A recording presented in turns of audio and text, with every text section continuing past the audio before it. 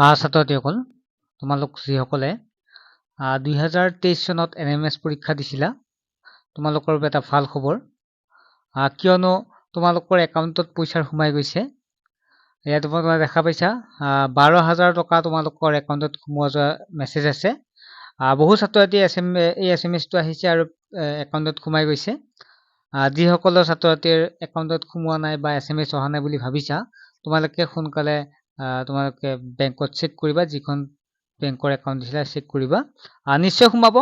আমাৰ তাত ক্লাছ কৰা মেক্সিমাম ষ্টুডেণ্টে মোক মেছেজটো দিছে বা তেওঁলোকে জনাইছে ছাৰ পেমেণ্ট সোমাইছে।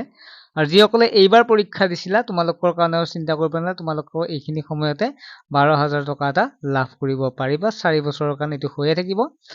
গতিকে এইটোৱে আছিল ভাল ইনফৰমেশ্যন এটা, শুনি ভাল লাগিল। বহুতে সুধি আছিল ছাৰ পেমেণ্টটো কেতিয়া সোমাব, কি হ'ব, আৰু অৱশেষত আহি গ'ল। ভাল খবৰটো 12,000 টকা তোমালোকৰ একাউণ্টত সোমাই গৈছে।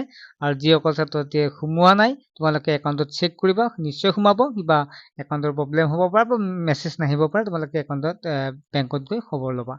আৰু অনলাইন টিউশ্যন তোমালোকে এতিয়া ল'ব পাৰিবা, কাৰণ তোমালোকে 12,000 টকা পেমেণ্ট সোমাই গ'ল। এতিয়া আৰু ভালদৰে পঢ়ি যোৱা, যিহেতু তোমালোকে মেট্ৰিক দিব লাগিব, ভালদৰে পঢ়ি যোৱা, ঠিক আছে।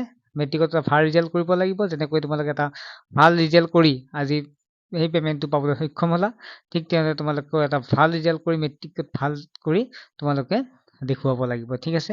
বাই।